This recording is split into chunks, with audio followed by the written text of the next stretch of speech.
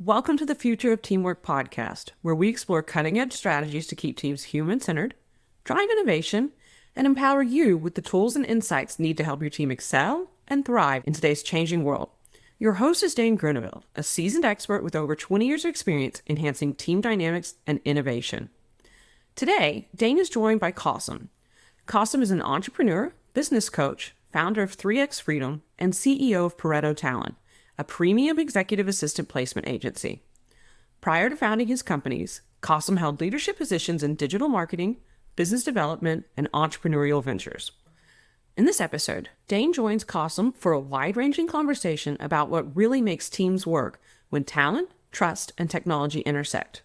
Together, they explore why trust functions as an invisible infrastructure in modern teamwork, why small teams consistently outperform bureaucratic ones, and what changes when exceptional people are amplified by AI rather than constrained by systems. The conversation also stretches beyond the organization, examining meaningful work, opportunity, and the role teams can play in expanding access to talent globally. So, teamwork makes the dream work, and we're here to inspire your next collaborative breakthrough. Gather your team or put on your headphones, and let's dive in together.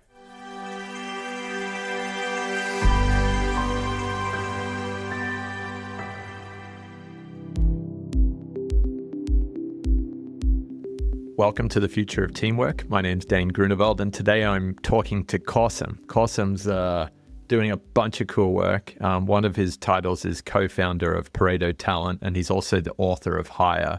So we're going to be talking a lot about those two today. There's the book right there, Hire. So tell us, Kasim, what brought you to be doing all this really cool work?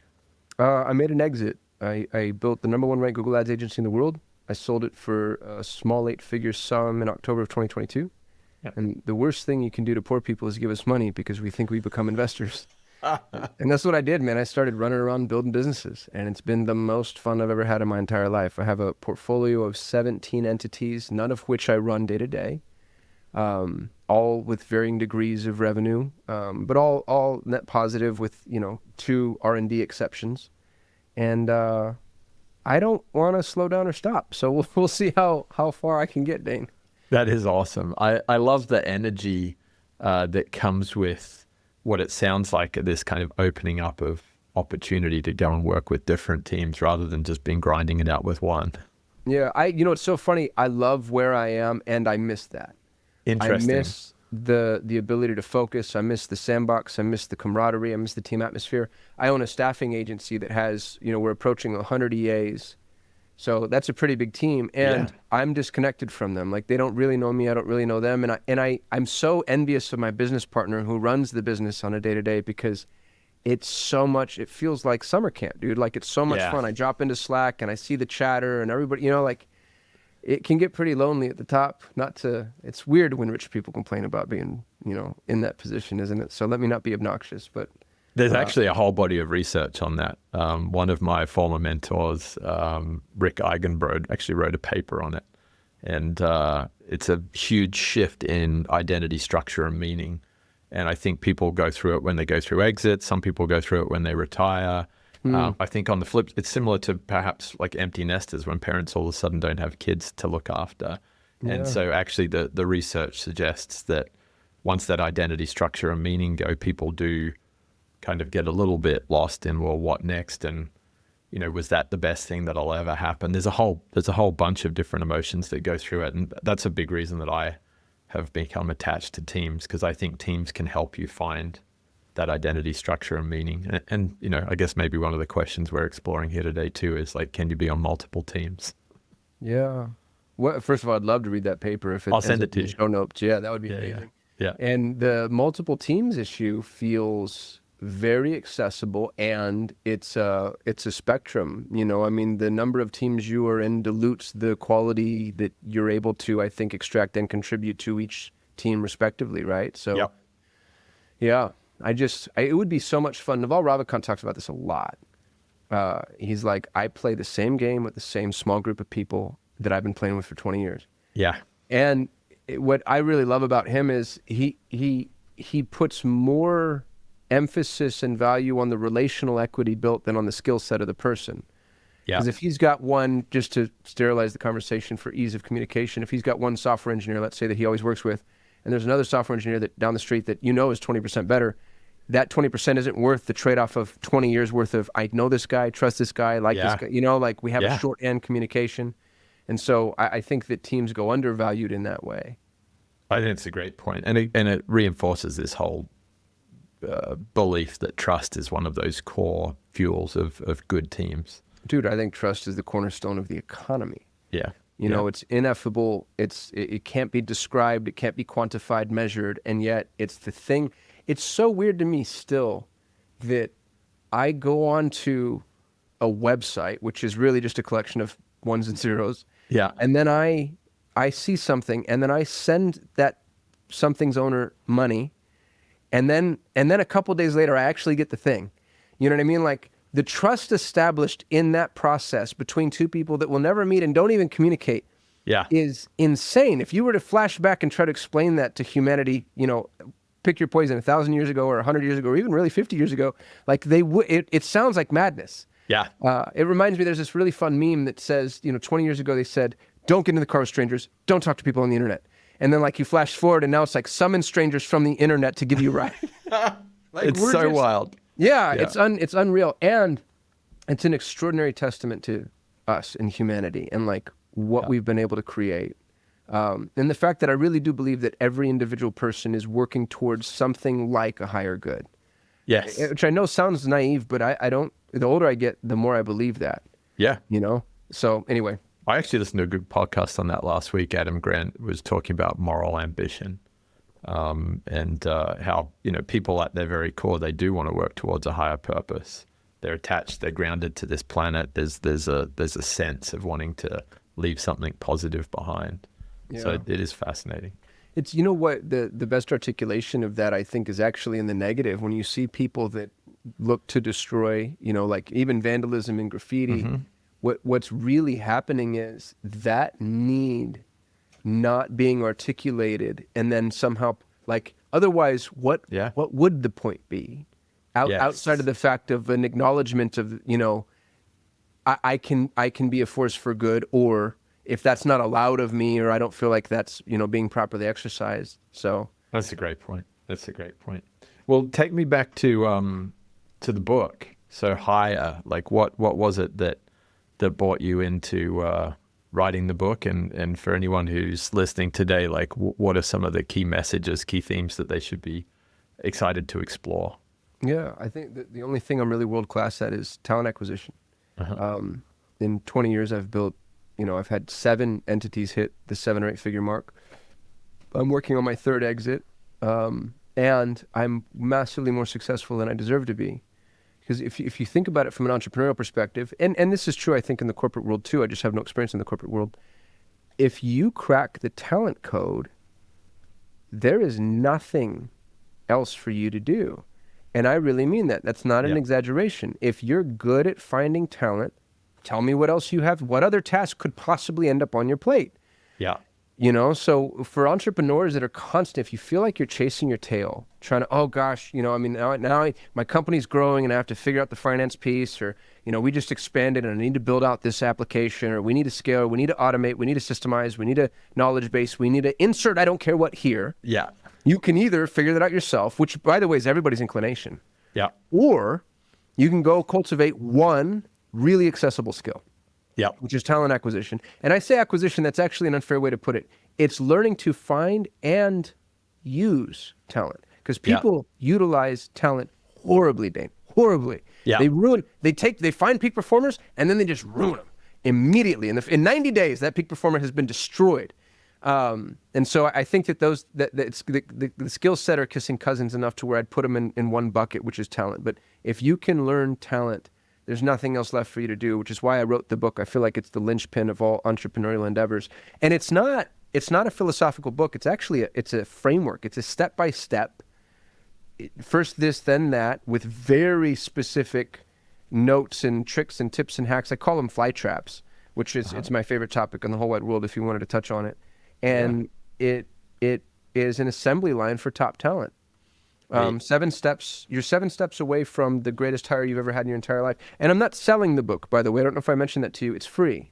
Cool. The book is free. The audiobook is free. The cheat sheet is free. The workbook is free. All of the resources and templates are free. I want my name to be synonymous with the word hire. And Yes. so the idea here is, I have always wondered about selling books. It's like, why would you charge someone $20 to be indoctrinated to your way of thinking? Yeah. You know what I mean? Like Yeah. that doesn't feel, so I'm not going to make my money off books. People can go to thehirebook.com and they can have everything for free. There's no ascension. There's no course on the back, and I'm not selling anything. Cool. And my hope is that I can equip people with the skills that would be necessary to hire not just top talent, but hopefully top talent in emerging nations, which is my passion. I want to Brilliant. help as many people in emerging nations find meaningful work as I possibly can. That's very cool. I want to come back to the emerging nations part and the 7 steps, but I'm going to take you up on your offer of fly traps and exploring why they're so energizing for you. Do you mind a preface before I Please. answer the question? Okay, so here's the preface is this. We're taught to hire and manage people like commodities, and we're taught to do that by every business book ever written. We talk about, think about, and speak about people as though they're commodities. And you know that just in the nomenclature. You might say, oh, I need to hire a graphic designer. That's a discussion of commoditization. Because Yeah. a graphic designer, what does that mean? When you're hiring a person, you are hiring, depending on how you feel philosophically or religiously, you are hiring God incarnate. You are hiring a unique, literal miracle. You are hiring somebody with incalculable capabilities. And for you to go, graphic designer, put them in a box, it nullifies all that is valuable about humanity. And so we have to look at people as though they're miracles. And if you don't like that, by the way, stop listening to me. And to be honest with you, I hope you never have the opportunity to employ anybody and you're put inside of a padded room, because Love it. the counter thesis to that is something like the lack of the acknowledgement of the value of the individual. Which, anyway, sorry, got really weird there. I won't with soapbox you. anymore, Dane. So if a human is a miracle, this is the statistical truth, is those miracles are capable of so much more than we would presuppose. And you know that because of the Pareto distribution. 20% of the input is responsible for 80% of the output, which is true in all organic ecosystems. So 20% of the criminals commit 80% of the crimes. 20% of your customers are responsible for 80% of your revenue. 20% of the workforce does 80% of the work. And it's fractal, which blows my mind. People don't realize it's fractal. Let's take a 1,000-person organization. Okay, there's 1,000 people in this organization. That Yeah. means 200 people are doing 80% of the work. Wow. But you go, you know what? I've been in a 1,000-person organization before. I worked at a call center as a kid, and I saw that myself. But zoom in on those 200. Of those 200, 40 are doing 80% of that work. Zoom in on the 40, 8 are doing Wow. 80% of that work. Which comes down to, in a 1,000-person organization, one person is doing 25% of the work, roughly speaking. And this is the best part, Dane, is you can index towards the one. You can index towards the Pareto talent, because most organizations are actually trying to kill top talent. And then you'd ask, how do you do it? Here's my answer. You have to pay more. People hate this, by the way, because when you're buying commodities, the best way to buy a commodity is to pay the least for the most, right? So if we're buying corn, I want the most amount of corn for the least amount of money. Yeah. But the thing about corn is easily interchangeable. That's the definition of a commodity. If you have corn and I have corn and we swap, neither of us are better or worse off. With people, one graphic designer is not worth the other graphic designer, as illustrated by the Pareto distribution. If you have that 1 out of 1,000 that can do 25% of the global work, there is no equitable trade for that person. So Yeah. when I tell people pay more, they say, oh gosh, I can't, you don't understand my model, my economics, my margins. And I say, no, you don't understand math. There's no way this doesn't math. And then they say, okay, well, how much more do I have to pay? And then I say 10% more than the high watermark. And then they go, okay. And they immediately misunderstand what I'm saying. If the role pays, just to use round numbers, let's say it pays 75 to 100 shekels. Yeah. Right? There's 75 to 100 shekels it takes to get this person in your organization. Because of the commodity thinking, the entrepreneur tries to pay 74.9 for the best person they can get. And then I say, hey, pay 10% more. And they go, 10% more than 74.9. And I say, no. 10% more than the high watermark. If it's 75 to 100, I want you to pay 110. And then they throw up their hands and they say, Kasim, I can't do it. You're an idiot. There's no way, et cetera, et cetera, et cetera, et cetera. Here's the thing. When you pay 10% more than the high watermark, you don't get 10% more output or 100% more output. You get 5 times, 10 times, 100 times. Yep. That's Pareto distribution. It can't not work in your favor. That point made, when you go to the market, this is why I like flight traps. When you go to the market and you publicly announce, I'm paying 10% more than the high watermark, and I like to pay 3 times, 5 times, whatever the local market is, especially in emerging nations. Yeah.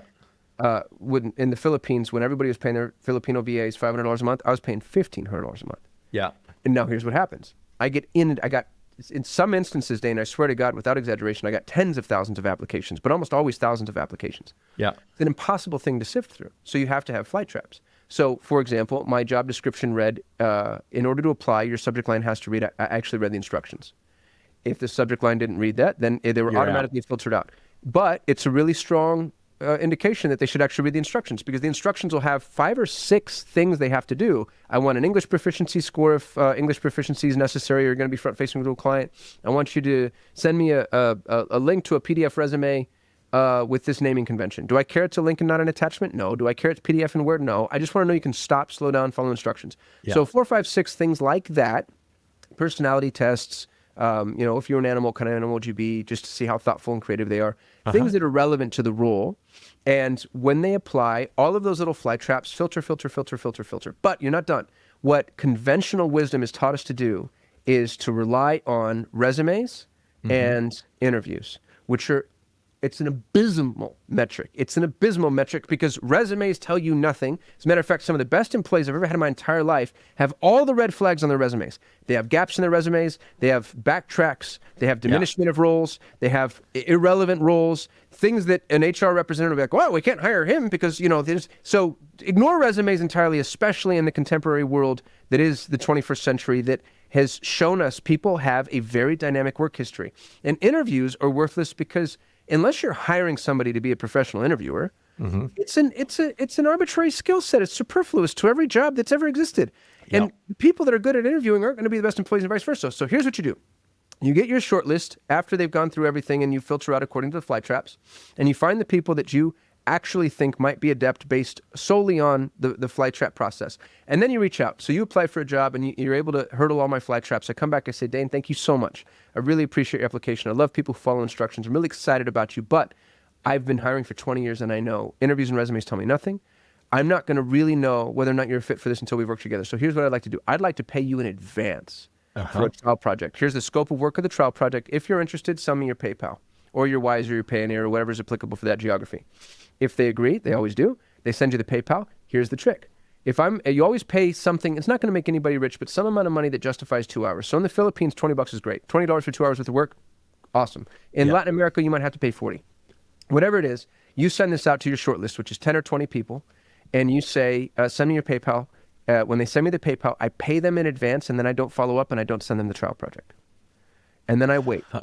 And I get to see who ghosts me, who's unethical, who forgets. I have people follow up a month later saying, hey, you sent me $40 and you never sent me the trial project. And I'm like, yes, and I'm so glad I didn't hire you.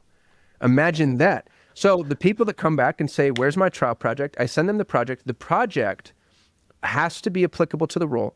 If you're hiring a graphic designer, give them a graphic design project. If you're hiring a client manager, a salesperson, a software engineer, doesn't matter. Give them a project that's applicable to the role, but do not give them a check-the-box project. Give them a project that requires them to problem solve, think constructively. And what I like to do is I like to send projects that are incomplete because I want iterative communication. I want to go back and forth. I want to see how they manage the client or manage internal teams or ask questions. And I'll also do things like when I finally send you the trial project, I'll say, okay, great. Here's the project. So excited. When do you think this is going to be done? Never give them deadlines because I want to know they're a remote worker. I want to know they can manage expectations and communicate. And so let's say it's Friday. Or it's Monday, and you tell me it's going to be done by Friday. Okay, just as an example. Great, awesome, thanks, Dane. Can't wait till Friday. By the way, all the assets you need to complete the project are in this Drive file or whatever. Here's the username and password. Yeah. I give them the wrong password, and then I wait to see how long until they figure it out. So if Thursday night I get a frantic email saying the password isn't right, now I know you're a procrastinator, and you know what I mean. So that doesn't necessarily preclude you from the project, depending on the instance, because very often that's everybody. But I like to know, and it keeps them on their toes. By the time you go through all my fly traps, and my book has literally hundreds, the people that complete the trial project, I always make them present the trial project on camera via Loom because I want to see, can you support work? Yeah. Can you explain your thinking? You could hire just from the trial projects because anybody who walks through that process and produces something that you like is already a bloodthirsty assassin. They're already one of the best people you're ever going to hire. Do the interview because you don't want to build in entitlement. And then in the interview, I have a whole bunch of interview questions I really like. We can go over if you want to. I don't want to bore you. But dude, it's not uncommon for me to hire 2 or 3 people when I'm only looking for 1. Yeah. Because this process produces so many extraordinary humans. And I like hiring in groups because if you put a horse out on the track by themselves, they're never going to run fast. And it builds camaraderie, and it helps you know where your fail points are. So anyway, I built the #1 ranked Google Ads agency in the world. I've never run a Google ad campaign myself end to end in my life. That's cool. I went and found the talent, right? That's what I was able to do. I had the highest performing real estate investment campaign on the planet before I knew anything about real estate or lead generation. I own the largest English-speaking Montessori community in the world. I'm not a trained Montessorian. I don't have a Montessori school. I have a 10th grade education, but I know how to find people. Yes. And this is the process, and it works for every industry and every role except outbound sales. Interesting. Outbound sales. Because my thesis is outbound salespeople know how to go kick down the door and get a job. So if you have somebody who's waiting around to get a job and walking through this process, they're probably not going to be good at kicking down doors. Yeah. But every other role I've ever had to hire for in the 20 years of my career, and thousands of people now hired, what's great about it is once you have it built, it's an assembly line. Yes. Unless you need to change the trial project because of some level of obsolescence or change in SOPs or whatever, it's the gift that keeps giving. It's the forever funnel. It's like, oh, we need another client manager, turn the thing on, and you do, and then you get a client manager out of it. And what's really cool is you start to build a pool and a repository because you'll produce more extraordinary hires than you can hire. Yes. And so what I like to do is just go back to that list and say, hey, we're ready for you. Are you ready for us? Yeah. Yeah. That's super cool. I mean, having grown up recruiting talent my whole life, I'm just smiling and nodding because I can see a lot of really, really good design in that whole process of bringing those fly traps to bear. Yeah, thanks, man. This is the thing I'm most proud of professionally. None of this is really mine. It's all stolen from various thought leaders and friends and competitors over 20 years. But I think I'm Frankenstein, right? Like I've pulled together, I think, the best monster anybody's pulled together. Yeah. Which also means feel free to take it, modify it, change it. Which is cool. Yeah, I give everybody in the little packet all the templates that would be necessary. So the email templates, the job posting template, the job description is so important. So many businesses, go to any job posting board right now, go to Jobbing or Indeed or whatever. And when you read it, it's like, you must comply with all rules and regulations or you will be publicly flogged. And it's like, what world do we live in that you think a peak performer is going to apply for that job? Yeah. You know what I mean? So like stuff like that, I have some guardrails to help people. It's tricky on that point. I mean, there's a couple of data points that jump out. I think there's an interesting one on gender that women won't apply unless they meet like 70% of what's in the advertisement, where men are far more cavalier and they'll go in if they only meet 30%. Yeah, so I've read a study that was similar. It says that a woman won't submit herself for a promotion unless she's 100% compliant with the needs, and a man will apply at 70%, which is interesting because in my organizations, almost, and this gets real sexist real quick, I imagine I can get sued, but almost all of my best, especially as you hire from within for upper management, all of my best employees were female. Yep. My onboarding manager, Angelia, was female. The director of automations, Julianne, was female. Our director of social, Audie, was female. My COO, who managed my exit, was female. Leandra, she was extraordinary. And in every instance, I had to pull them up. They were like, no, I'm not ready. And I'm like, trust me, you're ready. Yeah. So I think it's really worth for business leaders who aren't paying attention, pay attention to your female employees, because there is, and you can tell me there's not a difference, and I'd argue with you. For some weird reason, we're in this weird narrative where I don't even know how to have this conversation anymore. But temperamentally, women want the security of knowing that they check all the boxes. Yeah. And I think they need to be coached on the fact that, no, you're the most qualified person here. They also, and this is actually kind of sad in so many ways, they retain better. My male employees, the average tenure at Solutions 8 for a male employee was just around 2 years, and for a female employee, it's actually hard to say because we ended up selling the business, but would have been in excess of 3.5. They stuck forever, which inhibits their career growth because the more you bounce, the more upward mobility you have. So yeah, there's a lot there, dude. To discuss. There is a lot. It's interesting because Professor Scott Galloway, who I enjoy following. Bro, I'd cuddle with him if he let me. Yeah, I'm with you. We should start a club, Cuddle with Scott Club. But what's interesting is he's obviously talking a lot about how men are struggling right now. And one of the points that I think ties to what you just shared is that men tend to be risk takers. We're kind of anatomically and socially, we're brought up to be risk takers, whether that's going off to war or whatever else. I know all of these things are changing. We're living in a changing time, but a lot of this programming kind of goes down through multiple generations. And so I think we are seeing on both sides of that coin, we're seeing, some of the women who have not been the risk takers and are being cautious and waiting to fully achieve before they go forward. And we're seeing some of the men that are going forward without having the capabilities or the attributes. And there's outliers in both, but it is interesting as you look at teams and you, to your point, you try and pull the right people up, because let's be honest, most organizations in the last 30 years are guilty of over promoting the people who are asking to take on the risks and creating a trail of chaos behind those promotions. So I think it's a fascinating piece that probably deserves a lot more research and exploration. There's a name of a phenomena. I forget the name. We've termed it, but basically it states that every person is going to be promoted to their first layer of incompetence. Do you know what I'm talking about? Yes, yeah, I do, yeah. So it's like you get a job, you do a great job, and we promote you. And you do a great job there, and we promote you. And you do a great job there, and we promote you. And you suck at that job, and that's where you stay. Yeah. And it's like everybody gets promoted all the way to where they suck. Yeah. Which is, it's like, how do you, that's why, it's so funny, dude. I sell businesses before they get big enough to where they get bureaucratic, because I don't know how to manage for that. When Solutions 8 got to almost 100 employees, and I felt the culture get away from me. Yep. I felt an inability to influence certain things. There were things happening that I actually, frankly, didn't like or didn't agree with. And, I just sold that business because I don't know how to solve for a bureaucratic environment. I can't imagine having thousands of employees and still treating everybody like they're a miracle. I don't know how that's done. I think that's why small businesses, especially right now in the AI age, have such a competitive advantage. Huge advantage. And I want to come back to that too, because I agree with you. When I started the podcast on the future of teamwork, one of my beliefs that I wanted to go out and explore in the world is that small teams win because they don't have the bureaucracy and because they are able to be more fluid. I don't want to use the word agile, but more fluid and maybe make more of the miracle essence in those teams. Well, I don't think that can be argued any longer. I don't think, I think it's 101,000 to 1 times the innovation comes from a teeny, tiny team. And some people like to point it like, well, what about, I'm trying to be honest with you, I'm struggling to find an example.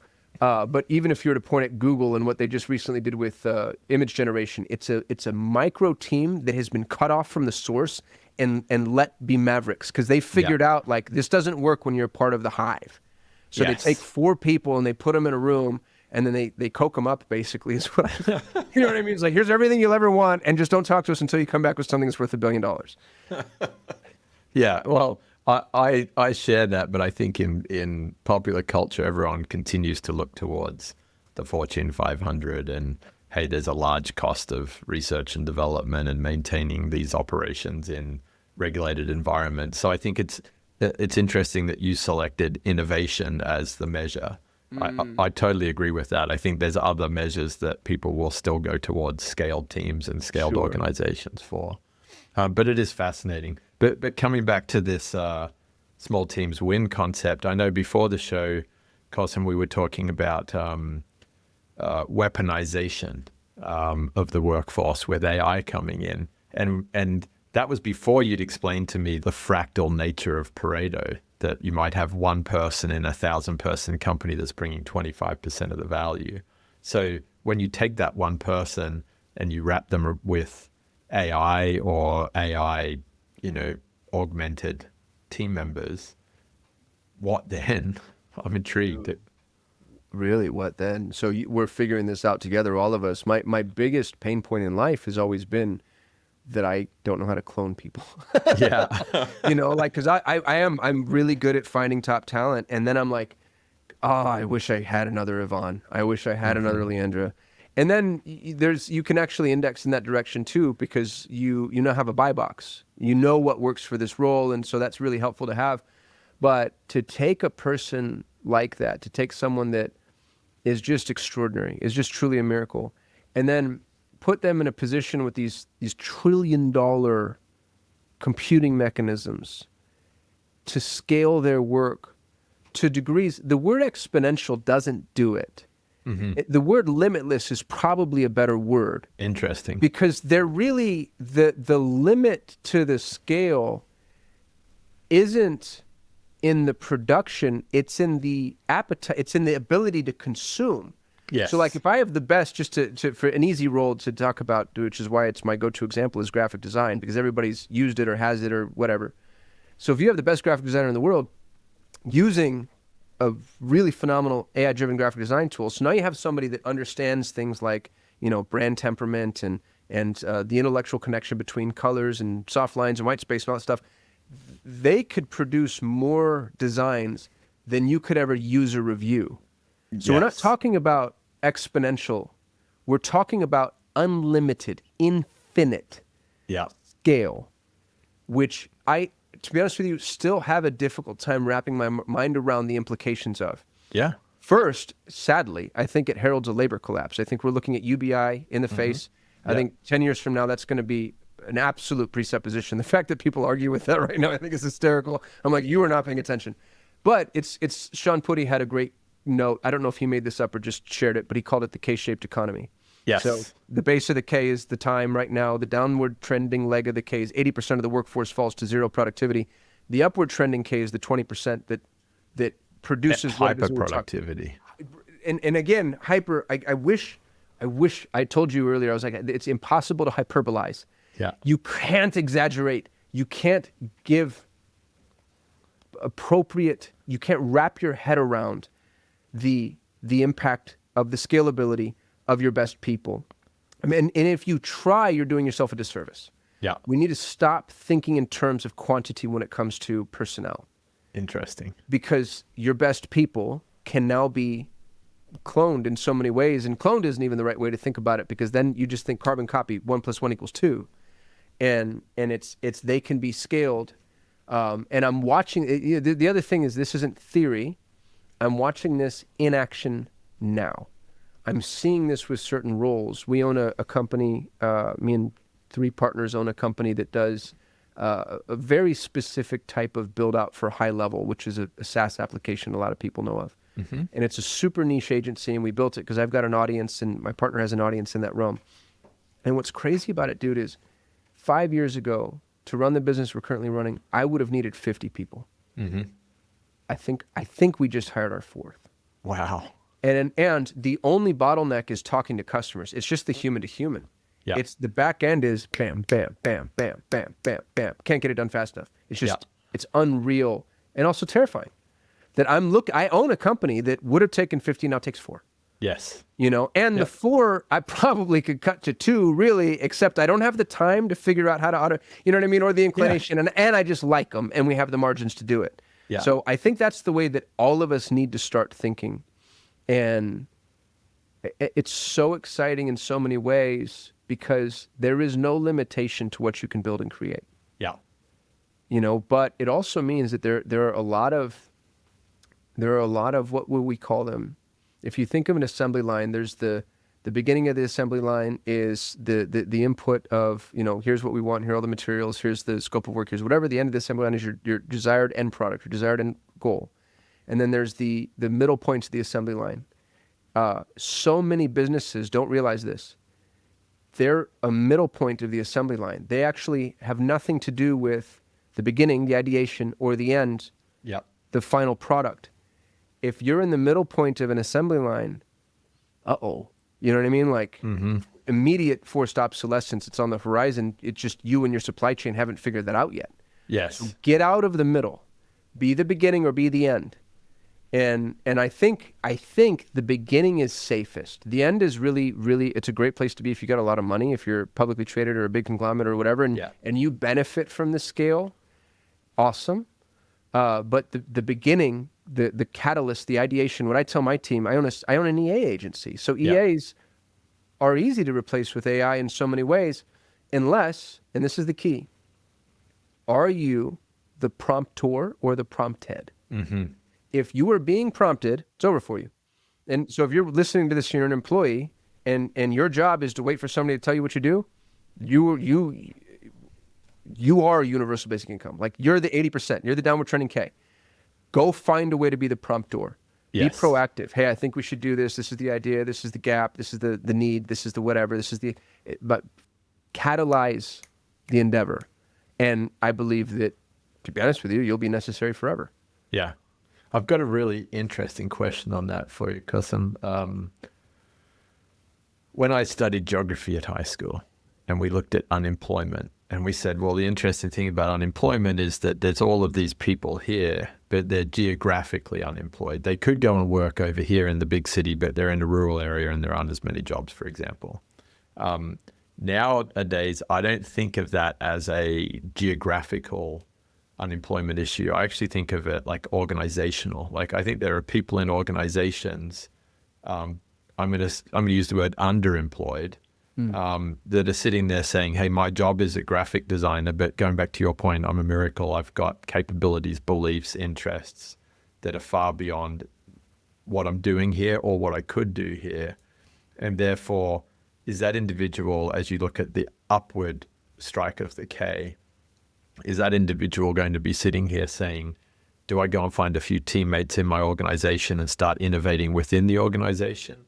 Or do I go out and side hustle? Or maybe do I just go out and start my own thing? Like, where do you think the future is going to be for those team members in terms of getting to the front, getting to the beginning of a process?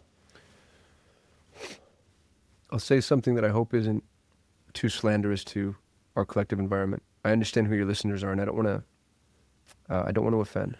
Yeah. And I do think that larger organizations, if a hierarchical structure is shaped like a pyramid, functional hierarchy shaped like a pyramid, your most valuable assets move to the top of the pyramid, regardless of what we're talking about. Talking about talent, your highest producers move to the top of the pyramid.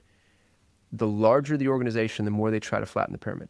They insist on things like minimums, quotas, and if they have Pareto talent, meaning one person providing an excess, they actually look at it as a key man insurance problem. It's an existential crisis on a spreadsheet. And so what they do is they kill that person on the spreadsheet, right? It's like, oh, when I sold Solutions 8, one person was managing 40% of the revenue out of almost 80 employees and 20 some odd contractors.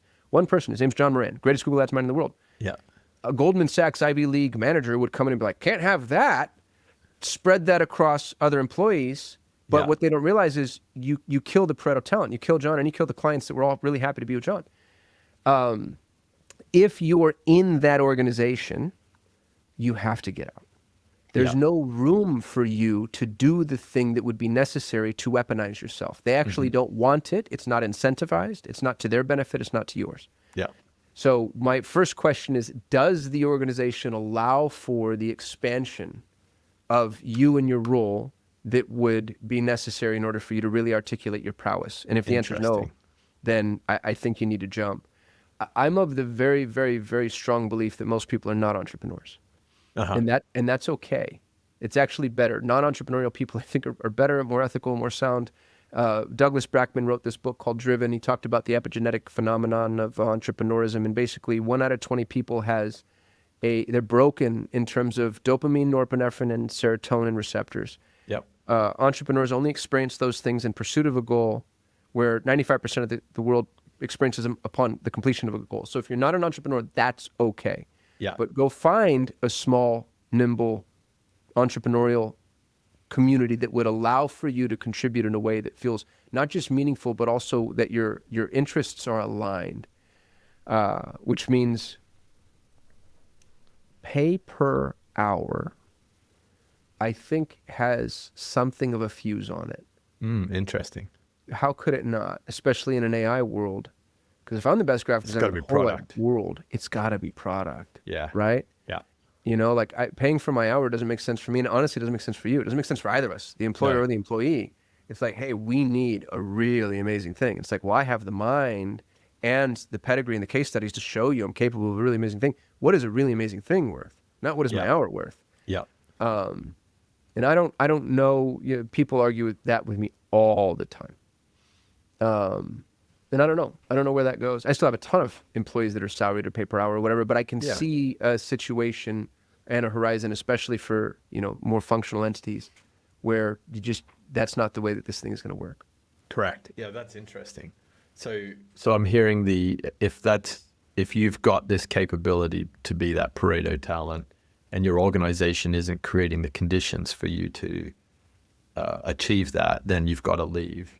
Do you think it's a bridge it with a side hustle, go and get in one of those entrepreneurial communities and start finding the work first? Or do you think we're getting to a point in time where you don't have to be worried about being without something to do? If you've got that talent, you're going to be able to just land and find it quickly. No, I wouldn't burn the boats. I'm more of a prepper, and I catastrophize.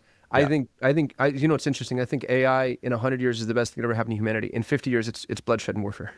I do think that we should be very careful. I think that especially given the regime changes that the Western world is used to, it'll take time for us to stabilize and to settle. So, and the worst advice people give to entrepreneurs is go all in, bet on yourself. Don't do that. Yeah. Keep the paycheck, build. And then once you're 80% satiated, then you can walk. The advice I'll give the children, if you don't mind my playing Graybeard a little, I have a YouTube video on this I can share with you. I call it the money machine. The way that we teach people to use money is pernicious and evil. The whole world is on this merry-go-round where for every dollar I give you, I've incentivized you to spend $1.10. Yeah. And the thing that's unfair to say and people hate to hear, dude, I'm a welfare baby, Kay. I came from nothing. I'm not a trust fund kid throwing grenades. Live beneath your means. For God's sake. And if you can do, and if you live in a house, live in a condo. If you live in a condo, live in a trailer. If you live in a trailer, rent a room. You know, like there's this a priori prerequisite minimum lifestyle that everybody needs that it blows my freaking mind what people think is like necessary. And the minimum, every human in the Western world lives better than any aristocratic person 200 years ago. Like just air conditioning and penicillin. Yeah, totally. You know what I mean? Yeah. Like, so baths. So go live beneath your freaking means. Eat beans and rice. Don't have the new car. Drive a 20-year-old Toyota. Those things are tanks. Live with your parents. And what it does is it puts you in a position of what Nassim Nicholas Taleb calls optionality. Yes. And that optionality cannot, what would I say? That's the pivot point from which true opportunity is birthed. And if you don't have that optionality, the number of opportunities you have access to diminish from close to infinite to maybe 4. Right? Because now your buy box is, well, it has to pay this much and it has to be close to this place that I bought. And it has to, you know, whatever. I need somewhere to park my new car. Like just all this garbage that if you're under 40 and you don't have children, the position of luxury that you are in, dude, like, oh, good golly. So stop keeping up with the Joneses. Stop buying new stuff. Stop eating out. Increase your income. Decrease your expenses. Have margin. And then the conversation that we're having is a lot easier to give advice from. Correct. Yeah, I think that's really good positioning. And I followed a little bit the FIRE movement here in the US, the financial. You know, it's funny. The guy who started that went back and got a job. Did you hear that? No, I didn't. That's interesting. But that also doesn't surprise me because I think one of the things about that movement that bothered me, if you're financially independent, retire early, you're not thinking about what the future is going to bring in terms of increased costs of living and opportunities. Dude, that's what happened to him. Yeah. He was like, I can't afford, I think he lives in San Francisco and he has kids. He's like, I can't afford to do the things I want to do. Yeah. I thought that whole thesis was absurd. I remember reading an article about him and he's like, he basically said, I spend my whole day watching Netflix.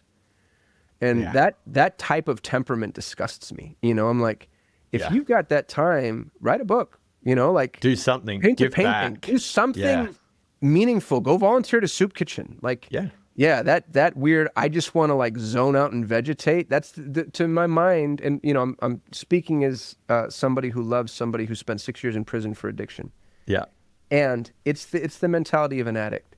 You just want to sit in front and watch TV all day. Like you're an addict. Like at best, I love you and I'd love to get you some help, but that should be nobody's aspiration. The people that I experienced that were following that movement were doing it with more wholesome causes, like go travel the world, volunteer in third nations. That's what you want.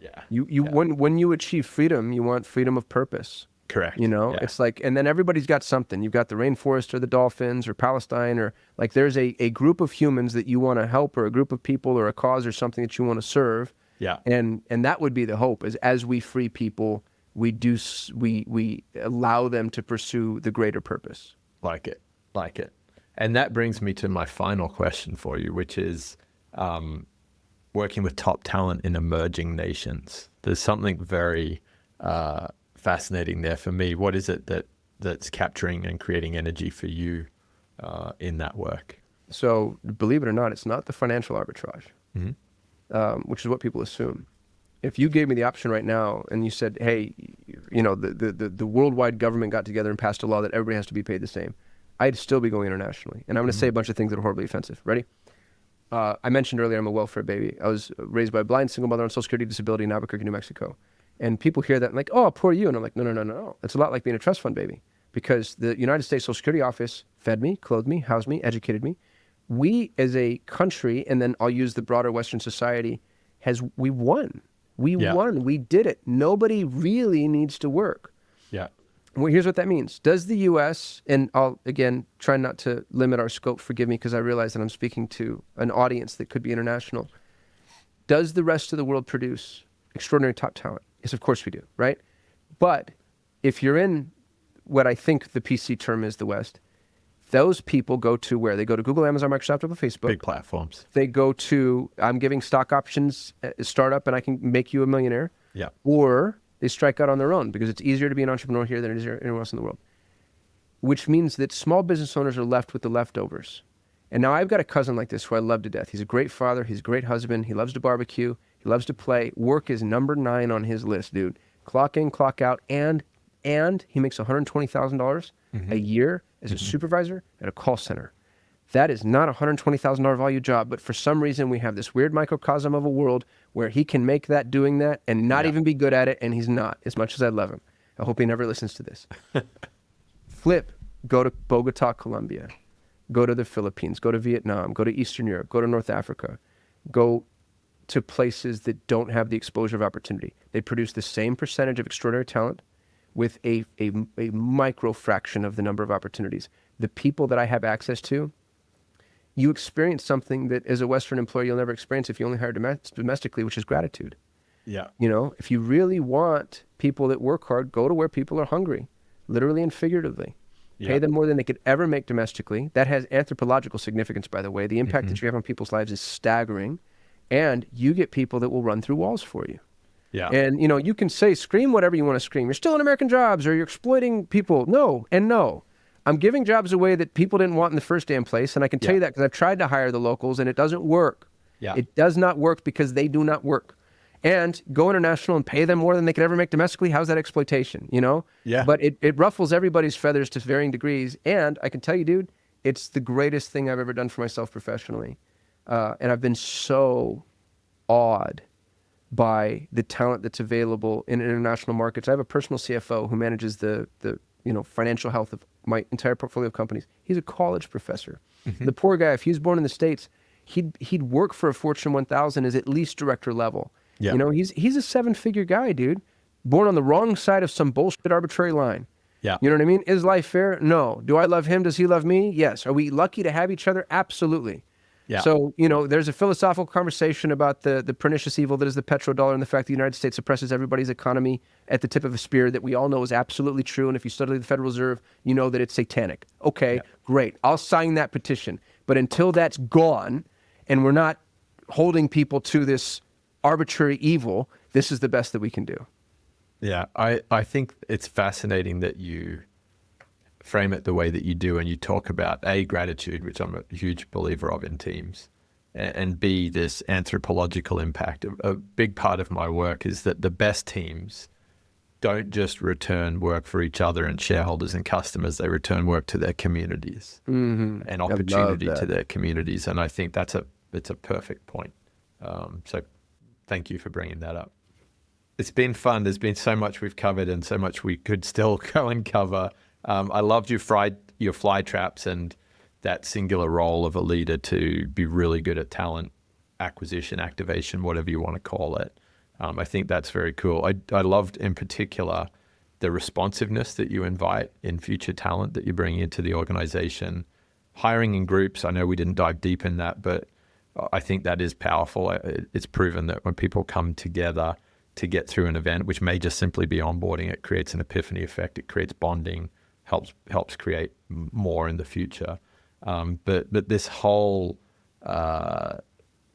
mindset around weaponized talent and limitless opportunity when we're putting the AI and the right people with the right technologies is something I want to spend a lot more time in, and particularly how you can do that, extending what you're clearly doing to people in emerging countries. So thank you for sharing your story.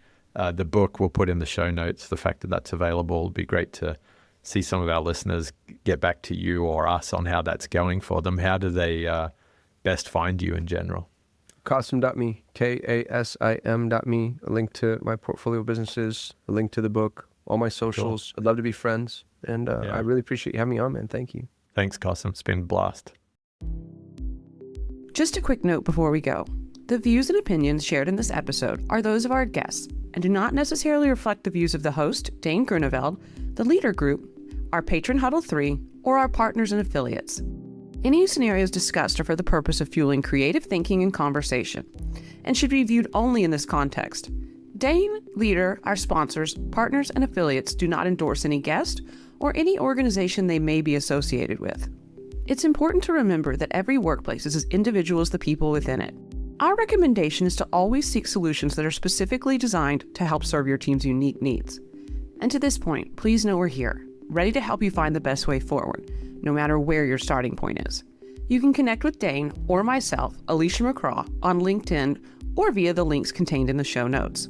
Thanks again for tuning in. And hey, if you think someone in your network would benefit from this episode, feel free to share it or give us a 5-star rating. Those 5 little stars really help us reach more curious people like you. We'll catch you next time on The Future of Teamwork.